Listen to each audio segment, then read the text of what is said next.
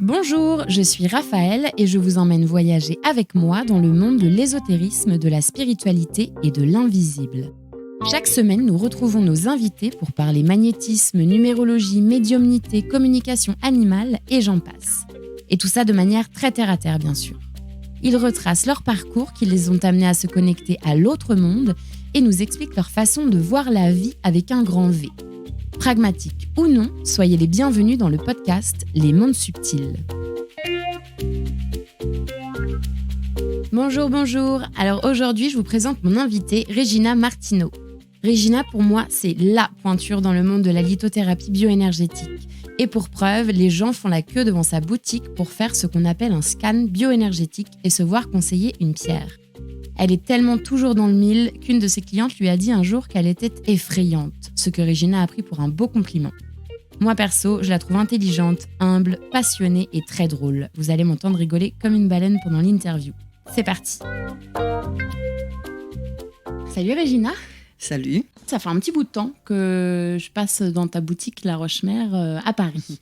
Et ça fait un bail que je m'intéresse aux pierres et perso, ça m'a vraiment aidée.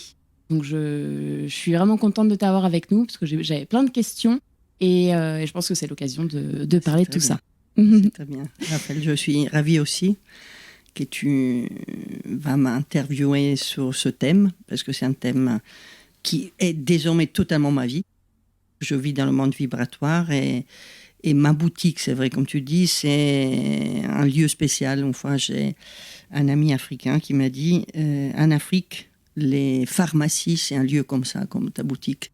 C'est un lieu où, pour n'importe quel problème de chagrin et tout ça, on va en pharmacie, il y a tout. Il y a les sorciers, il y a les plantes, il y a les médicaments, il y a de l'aide, il y a de l'écoute. Et donc, elle m'a dit, c'est comme en pharmacie africaine. Ça m'a fait drôle parce que je ne m'imaginais pas, mais je trouvais ça fascinant de devenir un lieu un peu de repère. Et je sais que c'est un lieu où les gens viennent, souvent même ils font la queue certains jours pour rentrer, pour avoir un conseil de qualité qui est vraiment prise en charge énergétique, un vrai regard sur l'énergie de l'autre. Après, évidemment, les pierres, c'est le remède.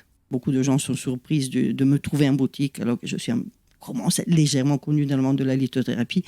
Et je suis là parce que c'est ma façon d'être un jeu. J'aime beaucoup le contact avec le public et j'apprends, comme je le dis aussi à mes élèves, j'apprends de tous mes élèves, de tous mes clients. Chaque personne qui arrive pour moi, c'est une découverte d'un autre type d'être qui arrive et qui me montre son champ énergétique. Donc moi, je le vis un peu comme ça. Je le vis comme une grande aventure de l'énergie, une aventure subtile et vibratoire. Donc c'est un peu pour ça que je pense qu'on a du succès. Est-ce que tu peux te présenter, s'il te plaît ? Alors, donc, je suis Regina Martino, je suis italienne, pas d'origine italienne, mais italienne, j'y tiens. Et je suis quand même en France depuis 32 ou 33 ans. J'étais créatrice de costumes, je travaillais dans la mode et je suis venue dans une compagnie de danse aussi à faire de la danse contemporaine. Je faisais plein de choses, toujours un peu, je suis un peu ma spécialité, le multistrate. Souvent, je l'appelle ma vie un peu lasagne, tu vois, les strates comme ça. Et donc, je suis venue à suivre une compagnie italienne, mais qui était installée en France. Et donc, j'ai commencé à travailler dans ça. Mais entre-temps, justement, on vient aussi un peu vers la lithothérapie. J'ai commencé à me fasciner à cette époque-là, donc c'était 89, pour tout ce qui était énergétique, thérapie et tout ça. Et les gens, souvent, me posaient la question, mes amis, et les danseurs, les gens que je fréquentais dans le monde du spectacle, me disaient, mais pourquoi tous les week-ends, tu fais que des choses de thérapie ? Les gens partaient, je vais en Bretagne, à la mer et tout ça. Non, moi, j'ai une formation de ça, d'énergétique, taoïste et tout ça. Moi, je faisais ça comme une espèce de plaisir et je ne voyais pas du tout l'idée qu'un jour, j'allais moi-même être thérapeute. Moi, je le faisais vraiment pour le plaisir, je l'écris un peu dans mes petites biographies, de aller voir toutes les façons de regarder l'humain. Tu vois, moi déjà, je faisais de la danse contemporaine, je dansais moi-même et je faisais des costumes. Donc, tu vois, j'étais et le corps et celle qui habille le corps aussi des autres. Donc, j'étais fascinée par l'émanation de l'être à travers la danse, à travers le théâtre. Et au bout d'un moment, je commençais à voir un peu l'énergie, l'aura des gens quand je voyais les répétitions. Et donc, c'est par là que j'ai commencé à dire, il faudrait comprendre plus de tout ça. Donc, c'est comme un chemin, tu vois, qui s'ouvre. Et c'est un peu à travers la danse et les costumes, donc les couleurs qui est pour moi quelque chose de très important, les fréquences des couleurs, et le corps des êtres, l'énergie, les champs énergétiques, ceux qui s'expriment sur scène et tout ça. Ça, c'était mon début. Et cela m'a amené aussi à une voie spirituelle. Donc, j'ai beaucoup pratiqué la méditation et un jour, j'ai rencontré mon maître tibétain qui s'appelait Chogyal Namkhai Norbu et qui enseignait le Dzogchen, qui est une voie un peu particulière du bouddhisme tibétain. Et donc, c'est vrai que je dirais que la voie spirituelle a précédé la voie énergétique. Si tu veux, cet intérêt pour l'humain et aussi pour comprendre comment on fonctionne, parce qu'une voie spirituelle, c'est aussi ça, c'est de comprendre la conscience, qu'est-ce qu'elle fout là, pourquoi on est sur cette planète, les fameuses questions, d'où je viens, où je vais, qui suis-je, c'est un peu les questions de tous les êtres, je pense. Oui. Et donc, ça ne veut pas dire qu'on a la réponse, mais on chemine vers l'ouverture de la conscience pour comprendre plein de choses. Donc, moi, la fascination de l'humain, c'est tout ça. C'est quelque chose, c'est pas seulement la fascination de l'humain philosophique, mais de l'humain énergétique incarné.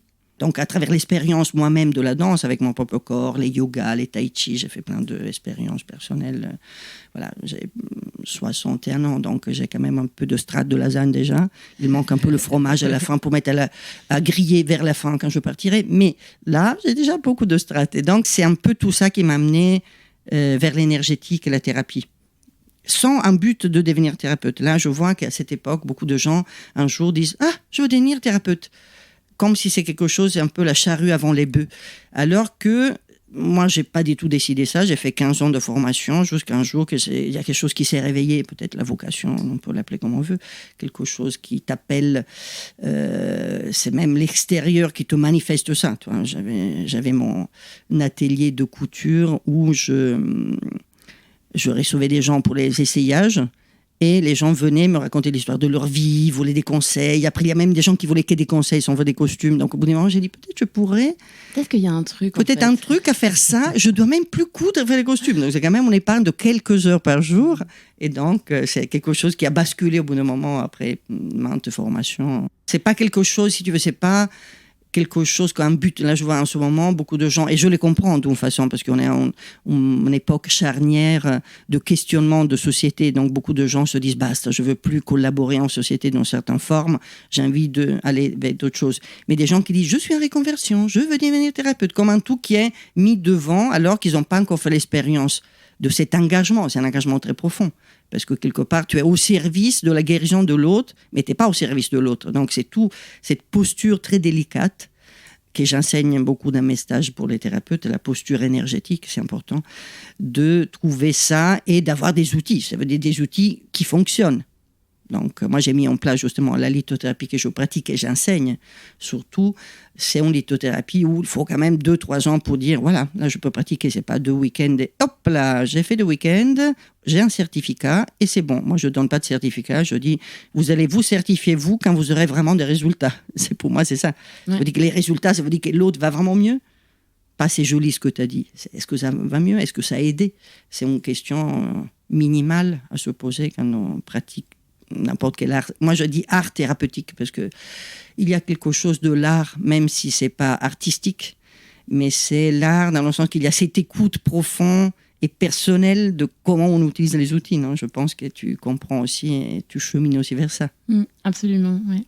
Ok, donc du coup, ça t'a amené au monde des énergies, de tout ça, et comment ça se fait, enfin comment ça s'est fait tes formations. Quelle est la formation qui a un peu changé, qui t'a fait prendre conscience de certaines choses? Mais j'ai fait donc pas mal de formations pour expérimenter les choses, toujours comme je te disais, de façon pas ludique, mais plus intérêt personnel. Moi aussi, quand j'enseigne, j'ai beaucoup de gens qui viennent au début pour intérêt personnel. Souvent, c'est ceux qui réussissent le mieux à la fin, parce que ça veut dire qu'ils sont vraiment passionnés, ils n'ont pas l'idée je dois devenir quelque chose, mais je m'intéresse. Donc, j'avais fait toute la formation ID avec Jama Kessele, qui c'est un grand sinologue énergétique chinois. Il a écrit beaucoup de livres, c'est un grand monsieur. Et donc, j'ai fait toute leur formation sur plusieurs années, mais c'est une formation plutôt théorique et taoïste sur l'énergétique chinoise. Après, j'ai fait de la chromothérapie avec Jean-Michel Weiss, qui c'est un monsieur qui a quitté la planète, mais qui était un grand chromothérapeute. C'était très intéressant aussi, vibratoire, lié aux couleurs. Et après, je me suis formée au Reiki. J'ai fait beaucoup de choses, j'en oublie sûrement. Et la formation, en effet, qui m'a amené un peu à condenser, si tu veux, tout ça, à activer mon envie de dire, ça y est, je passe de l'autre côté de la barrière, c'est la formation que j'ai fait avec Stéphane Cardino en Suisse. Lui, c'est un ancien architecte qui est devenu géobiologue et bioénergéticien par la suite, parce qu'il a compris qu'on pouvait mesurer un lieu qui est à partir de l'énergie humaine, donc du coup de voir quelle influence a quelque chose sur l'énergie de quelqu'un. Donc du coup, il a mis en place des techniques très précises, disons, très, pas scientifiques, je dirais, parce que ça dépend où tu mets la barre du scientifique, mais des techniques très précises et un peu exigeantes, je dois dire, de mesurer l'énergie humaine. Et du coup, en apprenant à mesurer l'énergie, donc c'est toutes des choses que j'ai écrites dans mon livre qui s'appelle « La voie des pierres et des cristaux », qui est sorti en 2013, je crois, où j'explique tous les champs énergétiques, les choses liées au chakra. Et donc, j'ai appris avec lui cette méthode précise de mesure. Mais ça m'a amené, tout en continuant à enseigner ça, à distiller ma propre pratique, si tu veux. Et vu que les pierres m'intéressaient déjà, me plaisaient beaucoup, mais je ne savais pas comment les utiliser, parce que je trouvais, si tu veux, aucun livre que je lisais me satisfaisait. C'était toujours un peu mental, un peu cette pierre fait ci et tout ça. Mais comment t'as su que ça fait ça? Ça fait ça, pourquoi? Comment? Et donc je me suis beaucoup interrogée. Et dans cette interrogation, j'ai mis en place, avec ces techniques d'énergétique et de mesure, une façon de mesurer l'énergie et de voir l'impact, pas des lieux comme la géobiologie, parce que je suis devenue géobiologue aussi, mais de voir l'impact d'une pierre sur un corps énergétique. Et donc, de mesurer une personne qui est bloquée sur ce chakra avec la pierre du chakra, de mesurer une personne qui n'est pas bloquée sur ce chakra avec la pierre du chakra, et donc de voir tous les effets. Et voilà. Et donc, tout mon enseignement est un peu basé sur cette recherche que j'avais fait avec un groupe de personnes. À une époque, des élèves de Stéphane Cardino de l'époque, on s'était mis à faire une grande recherche, on mettait les pierres dans les boîtes blanches, on mesurait les champs. Donc, c'était quelque chose de très, un peu maniaque, mais il faut toujours, quand tu fais de la recherche, être un peu précis et maniaque quand même.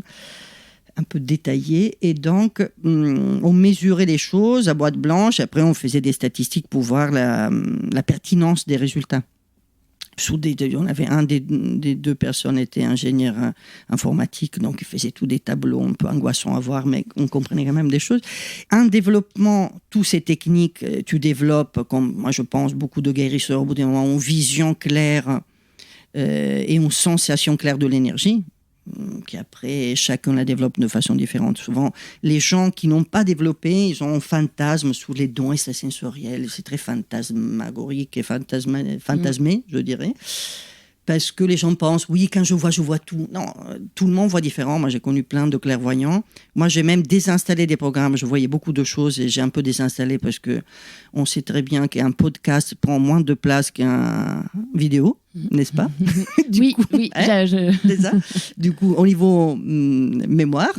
Et donc, être clairvoyant, tu vois plein de choses que si tu les expliques pas, c'est énormément d'informations qui t'amènent à rien. Et je te dis, je voyais beaucoup de choses et j'ai enlevé mes programmes de décodage visuel et je suis allé que dans l'information. Claire information, c'est la chose. Information énergétique, ça veut dire dans la densité de l'énergie, ça ouvre des dossiers de savoir. C'est le ça-voir, le savoir.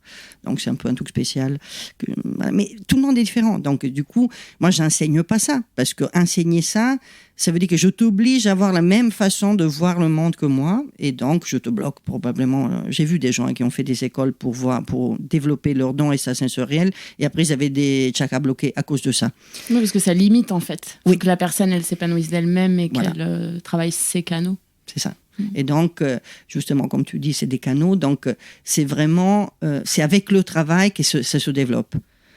Apprendre à développer les dons extrasensoriels et enseigner ça, selon moi, c'est cruel parce que tu amènes des gens à développer, peut-être ils ne sont pas ancrés, après ils finissent en HP. Moi, j'ai vu des gens qui ont... J'ai suivi la vidéo pour nanani, nanana. Ils finissent en HP. Et après, ils disaient, j'annule... la séance parce que je suis à Sainte-Anne. Voilà. Après, tu lui demandes, t'avais fait quoi? Ah, j'avais vu cette vidéo pour me connecter au truc. Donc, ça peut être même dangereux. Alors qu'un travail conscient sur l'énergie, tu développes. Après, ça s'ouvre automatiquement du fait qu'il y a beaucoup de travail. Mais c'est beaucoup d'heures de travail.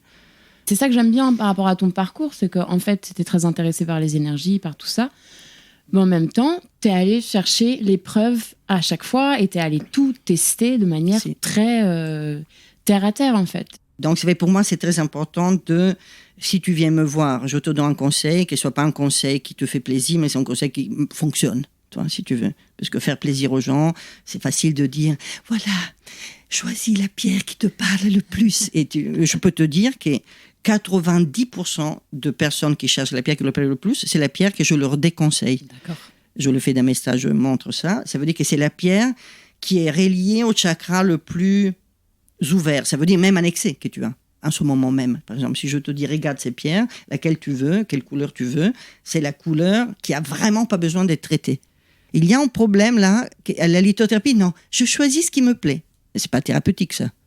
Donc, c'est pour ça que d'un côté, c'est une thérapie qui fascine énormément. En ce moment, c'est l'explosion de la lithothérapie, mais elle fascine parce qu'on croit qu'on maîtrise en 2 minutes. Si tout le monde choisit ce qui te plaît, c'est joli, ben c'est super. C'est pas thérapeutique. C'est de la déco. C'est de la déco.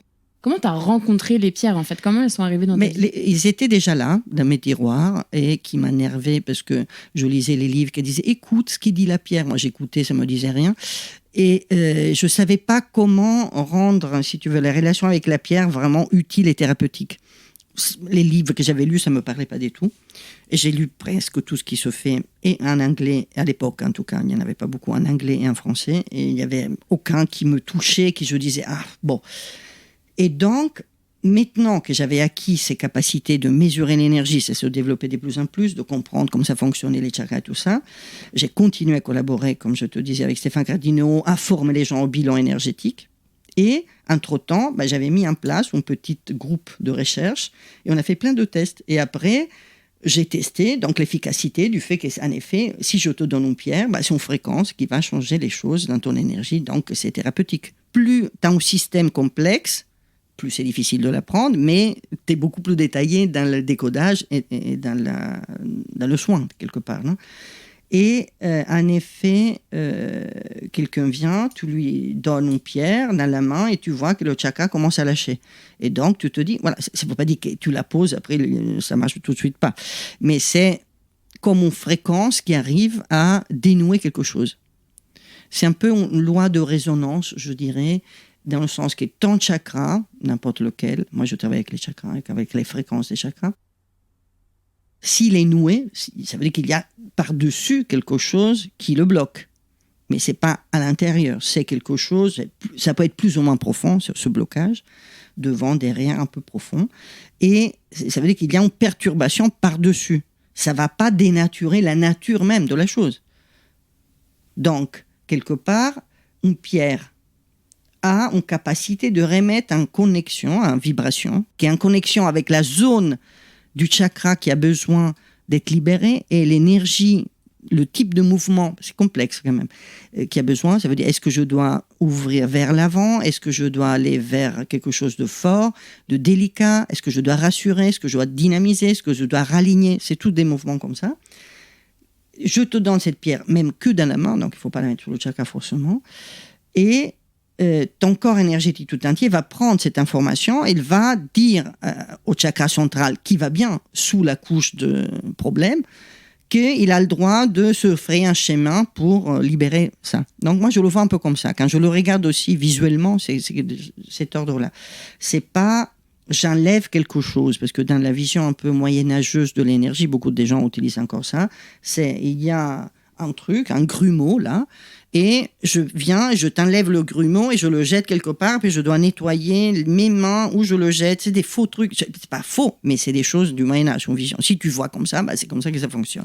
Alors que tout n'est d'autre que fréquence et information, c'est comme ça que je travaille, et vibration. Donc, c'est comme si, là, par exemple, on est en train d'enregistrer avec un micro, c'est s'il y a quelque chose qui va voiler ce micro, ma voix passera moins bien. Si il y a un problème, par exemple, dans les fils qui connectent ces micros, et ça pourrait faire Donc, c'est un peu ça, quelque part. Et du coup, notre énergie, elle est un peu comme ça. Ça veut dire que est-ce qu'il y a une fluidité de l'information, du passage de l'information? Ou est-ce qu'il y a quelque chose qui perturbe, en fait? Absolument. Et donc, ce qui perturbe, ça peut être plein de choses. Ça peut être nos propres émotions, notre façon de voir les choses, donc forme mentale, voilà, qui crée des émotions négatives, ou donc même des fois, c'est juste des images négatives. Donc, des fois, il n'y a que des formes pensées, des choses comme ça. Et l'impact des événements de la vie, mais c'est pas les événements qui nous bloquent. Non, souvent on pense, oui, je suis choqué à cause de le truc. Oui, mais c'est toi qui es choqué. Le truc t'a choqué, mais ce qui bloque, c'est ton choc, c'est pas la chose. C'est comment on réagit, en fait. Ouais. Admettons là, en ce moment, il y a, je sais pas, un morceau de plafond qui tombe. C'est pas un souhait, bien sûr. Par exemple, toi, tu pourrais dire, oh là là, et avoir peur parce que tu as déjà vécu ça, et moi je peux dire, oh là là, mais allons voir d'où ça vient, allons voir les gens qui sont en haut, qu'est-ce qui s'est passé, par exemple. Et donc, les deux personnes, même si on était 10, on aurait des impacts différents. La personne qui l'a déjà vécu et qui était sous les bombardements, elle est choquée, tu dois lui donner du rescue ou un truc parce qu'elle ne va pas bien. Toi, tu es choqué parce que c'est chez toi. L'autre, il a peur parce qu'elle a toujours peur. L'autre, il est inquiet pour les autres.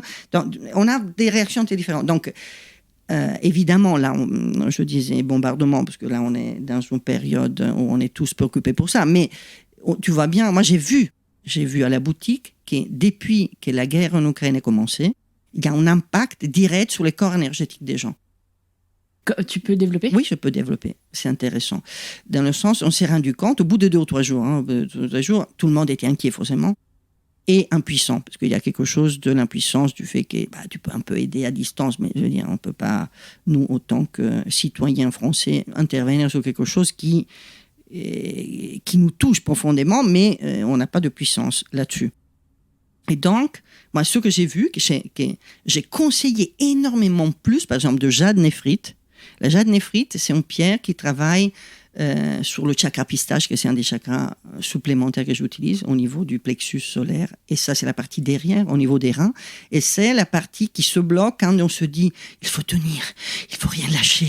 Ouh là là, l'heure est grave, il faut être vraiment fort. Et voilà. Et donc, c'est comme tout le monde. C'est déjà quelque chose qui est, à partir des années Covid et tout ça, on est tous stressés, donc c'est très stimulé négativement, si tu veux. Mais là, à partir je dirais vraiment, de l'annonce de la guerre, de cette peur-là, j'ai mis quelques jours à me rendre compte qu'on avait doublé les doses de conseils de jade néphrite, et j'ai fait une enquête avec tous mes collaborateurs. Mais moi, j'ai énormément, ils disent, nous aussi, mais c'est dingue. On s'est dit, selon moi, c'est la guerre. Ça veut dire que quelque part, tu es connecté à des gens qui se disent, il faut tenir, qu'est-ce qu'on peut faire, nanana. Et nous, on se dit, oui, nous aussi, pour être connecté à vous, on se met dans le stress de la guerre. Alors, être dans le même stress que quelqu'un qui est en Ukraine, je pense que ça l'aide d'un moyen, c'est même à l'inverse, parce que tu crées un inconscient collectif, un champ collectif de stress qui crée du stress aussi aux gens qui sont pas stressés. Moi, je le sens beaucoup. Je travaille beaucoup aussi sur la conscience du champ collectif. Le champ collectif, selon moi, c'est comme un champ d'émotions, vision, qui se nourrit de tout ce qui se passe dans le collectif et qui réjaillit. Tu vois. Surtout, par exemple, nous, on est à Paris. Donc, à Paris, tu as un champ collectif très fort parce qu'on est très nombreux, un peu d'espace. Non, il y a une densité plus grande. Et cette densité crée le champ collectif de Paris plus fort que si tu es dans des endroits plus isolés. Moi, j'ai fait l'expérience d'aller en Groenland, par exemple, à trouver des pierres magnifiques. J'ai fait un voyage de recherche de pierres, des Inuits sur les montagnes. Et quand j'étais en Groenland, j'étais très limite. C'est comme si mon inconscient, tu vois, quand on dort, on sort pas du corps, mais on va dans notre corps de rêve. On va quand même dans un plan de notre conscience différent.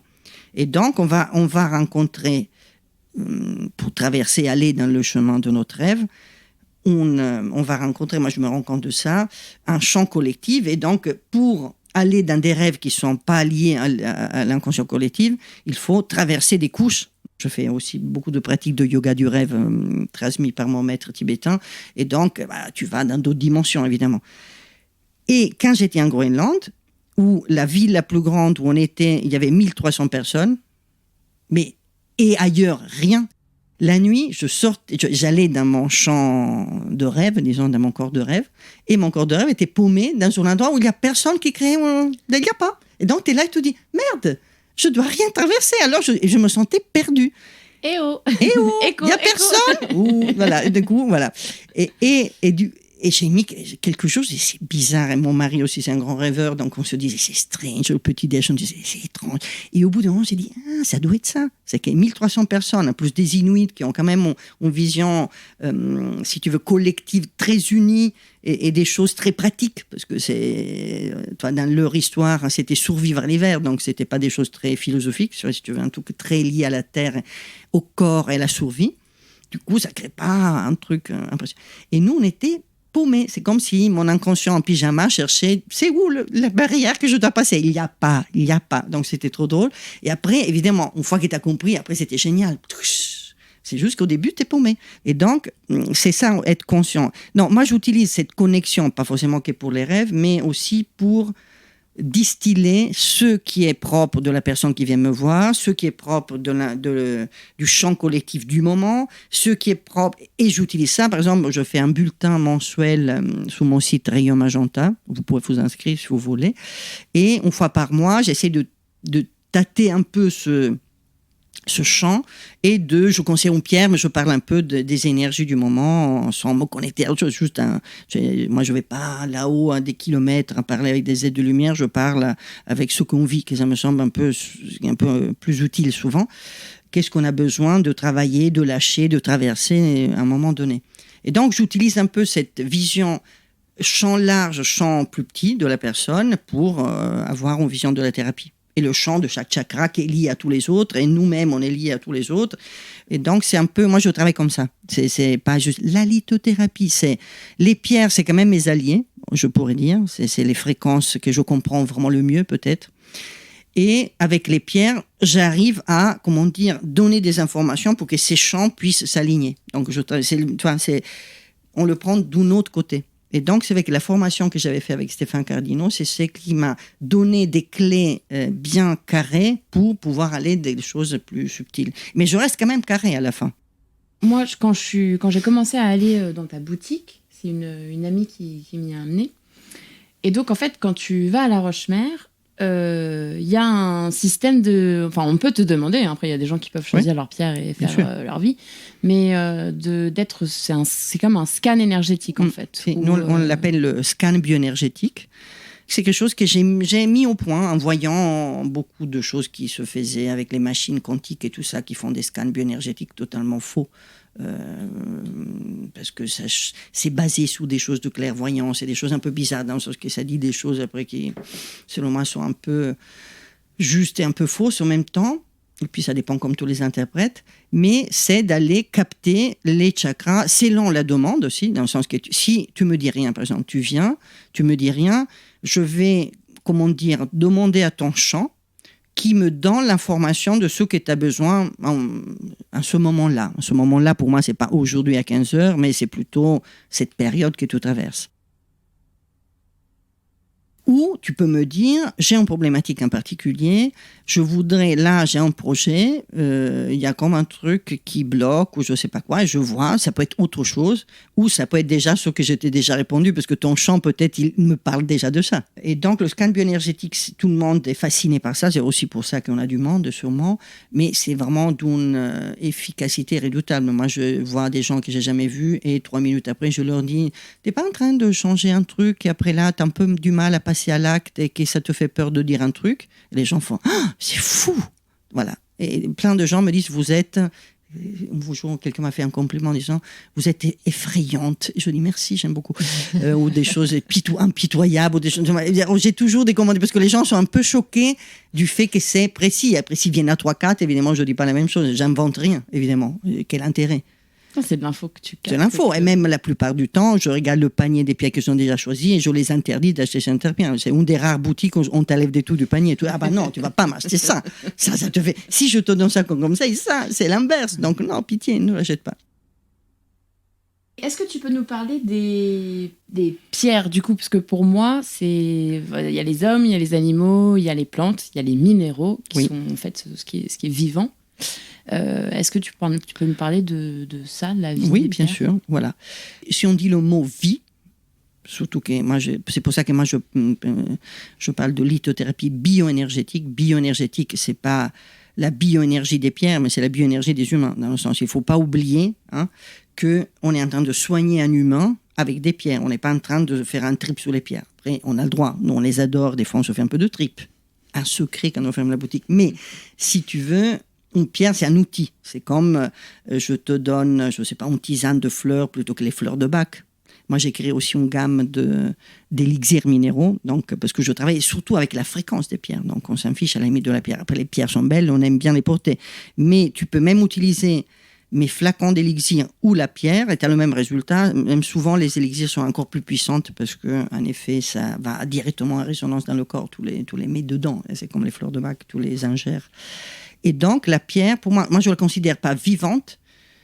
Parce que si on parle de vie, c'est bios, tu vois, c'est zoos, la vie sur la planète, et c'est pas vivant, c'est pas biologique. Mais si on parle de vie, après c'est sûr que si on fait les chamans, on a des visions plutôt vibratoires de la vie ou plutôt animistes. Moi, je suis un peu plus incarné dans la matière, disons. Donc, bien que je puisse respecter et aimer beaucoup tout ce qui est chamanique, évidemment.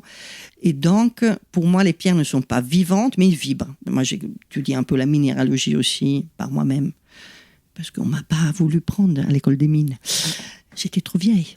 Et la gémologie, ça j'ai étudié. Donc après, j'ai aussi une vision technique des pierres. Donc comprendre la minéralogie te sort de l'idée romantique de la pierre. Il y a beaucoup de gens qui disent « Cette pierre m'a dit ». Cette pierre, c'est un morceau d'un autre qui a été poli par quelqu'un. Voilà. Donc il faut un peu se relaxer sur parce que avec le romantisme qui est projeté sur les choses, on ne va pas très loin dans la thérapie. Et donc, pour moi, les pierres, c'est des fréquences. Si tu veux, il y a les minéraux, les plantes, et les animaux dont on fait partie. On fait quand même partie du concept de la chose. Et donc, si tu veux, les pierres ne sont pas vivantes, les plantes, oui, et les choses comme ça. Mais si on va au niveau vibratoire, tout vibre. Même un morceau de plastique vibre. Attention, ça ne veut pas dire que seulement ce qui est naturel vibre. Même un morceau de plastique vibre. Il vibre avec mon information nulle. C'est pas nul de la série 0, nul pour nous, ça veut dire nul négative peut-être, ou un peu toxique, mais il vibre, donc tout vibre. Donc quand on va dans le monde des énergies et du vibratoire, il ne faut pas... Moi j'utilise les pierres, pourquoi ? Parce qu'une pierre, c'est quoi l'intérêt ? Déjà on dit pierre, mais en effet on peut dire un minéral, ça veut dire, si on dit, je ne sais pas, cornaline, bon, prenons une pierre au hasard, un peu connue, c'est quoi ? C'est une calcédoine avec de l'oxyde de fer qui crée le couleur orange, microcristallin. Ça veut dire qu'il n'y a pas des cristaux évidents qui sortent. Et donc, qu'est-ce que tu as ? Tu as l'information dioxyde de silice qui est les quartz, les calcédoines sont quartz, et après, tu as l'oxyde de fer. Mais, quelque part, même l'améthyste, elle contient de l'oxyde de fer. Et même la citrine, c'est juste que c'est structuré avec d'autres températures, avec des liens atomiques différents. Donc, c'est quoi qui agit sur nous ? Ça, c'est la question à se poser. C'est que la plupart des gens qui font de la lithothérapie se disent, c'est quoi qui agit sur nous ? C'est les pierres, parce que c'est zézette. C'est un truc romantique, des petites fées, les choses comme ça. Alors que il y a une couleur subtile, ça veut dire qu'il y a une couleur vibratoire, que des fois, c'est même pas la couleur que tu vois. Il y a des cornalines qui, si tu ne regardes pas en transparence, tu crois que c'est un jaspe rouge, parce que le jaspe rouge, il a un rouge un peu roux, et la cornaline, des fois, elle est assez rouge. Mais après, énergétiquement, c'est différent. Une travaille sur le premier chakra, l'autre sur le deuxième. Il y a plein de gens qui pensent que vu qu'elle est un peu rouge, elle travaille sur le premier chakra. Les gens prennent les chakras, les couleurs, et après ils mettent les pierres selon les couleurs extérieures. Mais c'est pas de l'énergétique, ça c'est de la... Moi j'ai travaillé aussi dans la mode il y a très très longtemps, on faisait ça, des trucs tendances avec des petits morceaux de tissu sur les photos. C'est super, mais c'était pas de l'énergétique. Donc c'est important de remettre le cadre, tu vois. Et donc la cornaline vibre au deuxième chakra, mais aussi l'agate qui est grise vibre au deuxième chakra. Et ça fait un effet différent que la cornaline. Donc, c'est pas que les éléments, c'est la structure de la pierre, la couleur vibratoire de la pierre et les éléments qui la composent, et les structures internes. Donc, c'est énormément de choses qui font qu'il y a une signature vibratoire d'une pierre. Moi, je les appelle les signatures vibratoires. Et je travaille avec ça. Et donc, c'est des pierres précises, donc il faut être très précis. Donc, il faut des pierres qui soient vraies, qui ne soient pas traitées, et il faut qu'elles soient propre, si tu veux, énergétiquement, qu'il n'y a pas trop d'informations parasites. Donc, la cornaline travaille le deuxième chakra et ça stimule certaines choses. Donc, est-ce que tu as besoin de les stimuler? Est-ce que ça te fait neutre ou est-ce que c'est vraiment ce que tu as besoin? À savoir aussi que plus de 3 pierres, ton corps énergétique ne prend plus d'informations. C'est pas que ça crée de la confusion, ça prend vraiment plus d'informations. J'aime bien faire des exemples concrets. Voilà, là, on parle tous les deux. On pourrait avoir une musique en fond, ça ne gênerait pas, ou on pourrait avoir une troisième personne qui parle là derrière, d'autres choses, qui chante, et une musique. Donc, tu as nous deux qui parlons, déjà on essaie de ne pas parler en même temps, j'aime bien. Mais si on commence à parler tous les deux, et bien de la musique et quelqu'un qui chante, au bout des moments, tu fermes, tu n'écoutes plus rien, tu n'écoutes aucune personne. Est-ce que les gens t'amènent leurs enfants, leurs animaux? Est-ce que c'est un truc qui est assez commun? Oui, de plus en plus courant, parce qu'après c'est un peu bouche-oreille. Toujours les choses fonctionnent comme ça.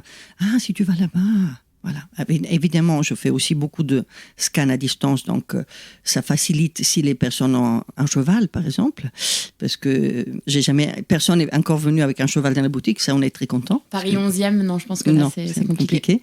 Puis en général, je pense, voilà. Et des fois, il y a des chiens, des chats, mais sinon, je fais à distance pour les animaux. Je connais beaucoup de gens qui font des soins pour les animaux. Souvent, ça se passe très bien aussi à distance parce que l'animal est et c'est même plus réceptif que nous. Il y a juste parce qu'ils n'ont pas toute la tête qui bloque comme nous, qu'on pense trop. Donc, du coup, des fois, on bloque des choses et on interprète. Et on a besoin d'interpréter pour laisser venir l'énergie. On est spécial, nous, les humains contemporains, je dirais. Et donc, les animaux et les enfants, bien sûr, ça marche très, très bien. Par exemple, les chevaux, c'est des animaux qui, j'ai beaucoup de respect, mais c'est pas que je suis super à l'aise, parce que tu vois, c'est un grand animal qui a un champ vibratoire incroyable, une sensibilité fou, c'est incroyable.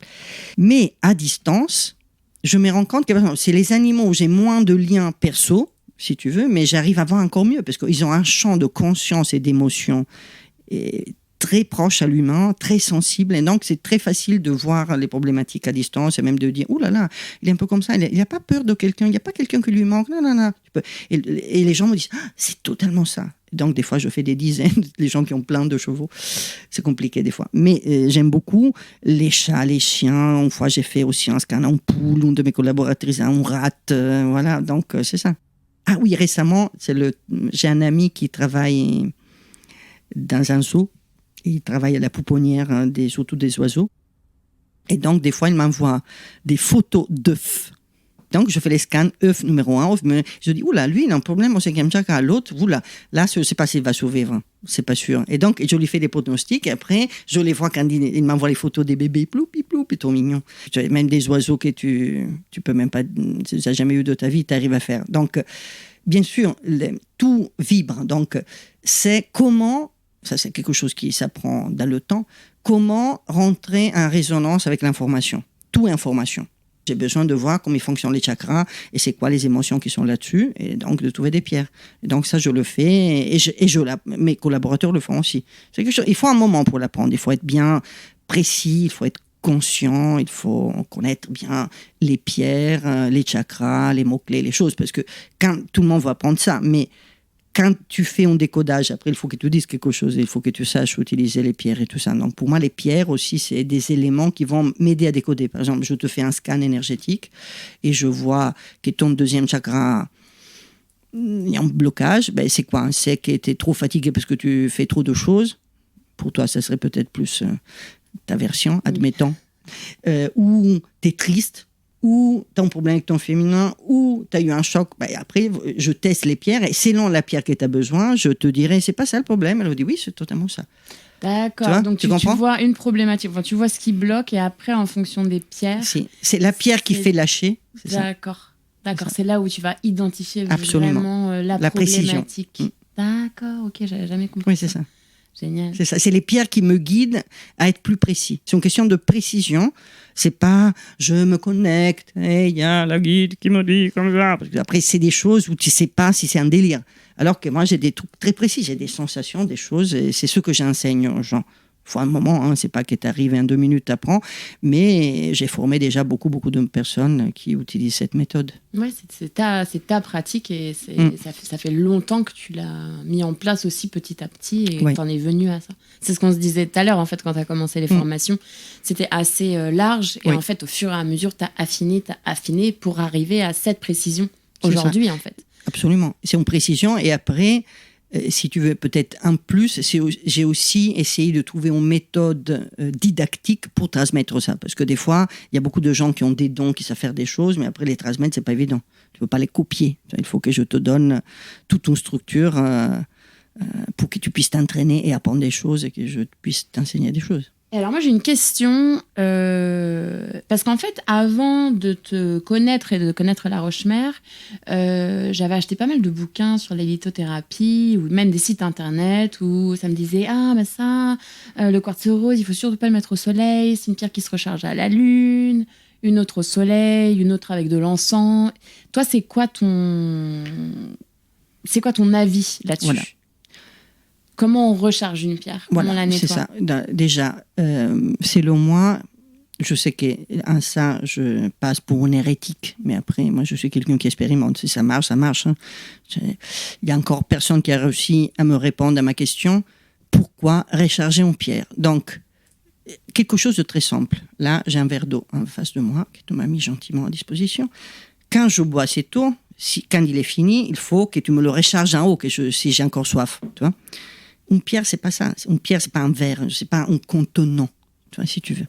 Je prends un livre de Victor Hugo, c'est mon exemple de base. Je le lis, je le trouve ça très bien, et je dis à ma fille, lis ça, il est vraiment très bien. Ou je te dis, t'as pas encore lu celui-là, il est magnifique. C'est pas un roman, un truc, quelque chose, un poème, même un poème. Une fois que je l'ai lu, il faut pas que je le recharge avec un Victor Hugo pour que tu puisses le lire. C'est une information, il est écrit noir sur blanc.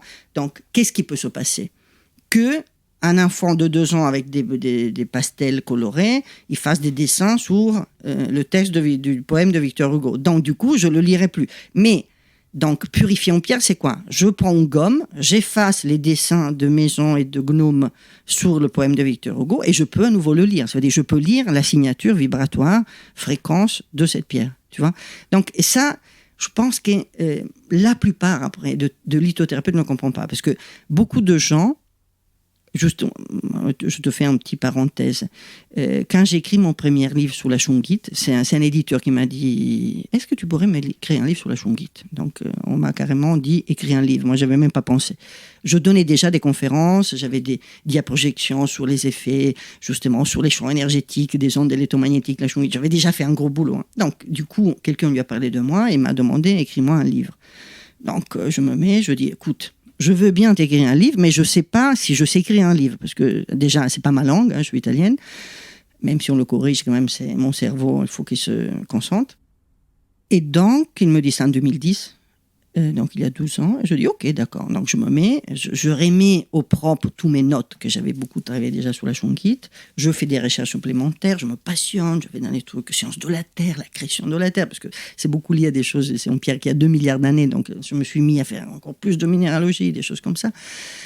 Et j'écris ce livre et ça m'a passionné de le faire. Je me suis mis 2 mois et demi, j'ai fait rien d'autre et j'écris, j'ai remis tous mes notes, j'avais déjà fait beaucoup de tests et j'ai fait des dessins et je l'ai donné à mon éditeur. Et lui m'a dit ah, « C'est fou, c'est le premier livre où il n'y a pas de copier-coller ». Je dis tu m'as dit écrire un livre, je l'écris. Moi, peut-être dans ma naïveté, j'ai pas fait des copier-coller, même sous les trucs. Excuse-moi, j'ai pas fait des copier-coller, même sous les trucs de géologie. J'essaie de les comprendre et de les réécrire. Tout ce que j'ai écrit, c'est des choses que j'ai expérimentées. Donc c'est pour ça aussi, je pense que mon enseignement plaît aux gens parce que ils s'y retrouvent dans quelque chose qui vibre avec eux. Et c'est pas un truc. Il faut que tu crois à ça. Donc, tu purifies les pierres. Ça veut dire que j'enlève. Les informations, je te donne la fameuse cornaline, moi je te donnais plutôt une holite. Prends des temps de pause dans ta vie rapide, et donc ça te pose sur le canapé, tu te relaxes. Et par exemple, tu l'utilises au bout des moments que tu es speed parce que tu es en train de faire des cartons de déménagement, et tu dis, avec mon holite, ça me détend totalement. Et donc, au bout des moments, s'il y a beaucoup de stress, elle va se charger un peu de ton stress. Et donc, de temps en temps, il faut aller la laver pour enlever le stress par-dessus pour que sa signature vibratoire soit toujours active. Tu vois, c'est très simple. Et les gens font tous les tripes, la lune, le soleil, recharger. Mais tu recharges de quoi? Les pierres, c'est eux-mêmes l'énergie que tu as besoin. Si tu as besoin de soleil, c'est toi qui vas au soleil. Si tu as besoin de lune, sors les nuits de lune, fais des rituels. Et tu vois, ça devient tout un truc. Mais les gens adorent ça. C'est pour ça qu'il y a beaucoup de gens qui parlent de toutes ces choses complexes parce que ça leur semble d'être plus intelligent. C'est propre aux personnes qui connaissent pas les choses de faire des choses très complexes pour se sentir intelligent. Alors que souvent, une fois qu'on comprend les mécanismes, c'est beaucoup plus simple. La complexité, c'est l'humain, c'est pas la méthode. La méthode est simple, c'est juste qu'après, il faut s'entraîner beaucoup pour l'intégrer dans un monde où on est trop dans la tête, on est trop dans le contrôle des choses. Mais donc, du coup, je suis l'hérétique qui dit qu'il ne faut pas recharger les pierres. Les gens sont toujours choqués, mais il faut juste les purifier. Et souvent, l'eau, c'est très bien pour les pierres qui... Après, c'est un peu plus complexe parce qu'il y a des pierres qui n'aiment pas l'eau. Le soleil purifie, donc le soleil, mais après, décolore d'autres pierres. Donc, c'est un peu compliqué. Juste parce que c'est de la minéralogie et tous les pierres sont différentes. Comme nous, on est différents, tu peux dire, mais voilà, reste une heure sous la douche, une personne elle aura des problèmes d'eczéma et l'autre, s'il ne fait pas une heure de douche, elle aura des problèmes. Donc après, on est tous différents. Ouais. Donc c'est un peu la même chose pour les pierres. Une pierre, c'est pas quelque chose d'unique, c'est énormément de structures minérales, chimiques. C'est de la chimie, les pierres. Donc si tu veux, il faut respecter ça. Ouais. Même les élixirs, moi je ne les fais pas avec la pierre dans l'eau, parce que sinon, chimiquement, ça peut créer des problèmes. C'est un transfert d'informations que je sais faire, c'est une œuvre alchimique, si tu veux, un élixir. Donc, ça aussi, j'ai travaillé, les premiers, je l'avais fait en 2009, et j'ai remis ça, je me suis réentraîné pour faire quelque chose de très précis. Donc, c'est un chemin, mais qui accompagne au chemin. Donc, tous les gens qui se forment, tu le sais bien aussi, à d'autres types de thérapies. La chose qui est intéressante, c'est aussi le chemin qui est fait pour se former. Ça veut dire qu'en cheminant pour apprendre quelque chose qui peut aider les autres, je suis en train de m'aider moi-même. C'est tout l'intérêt de...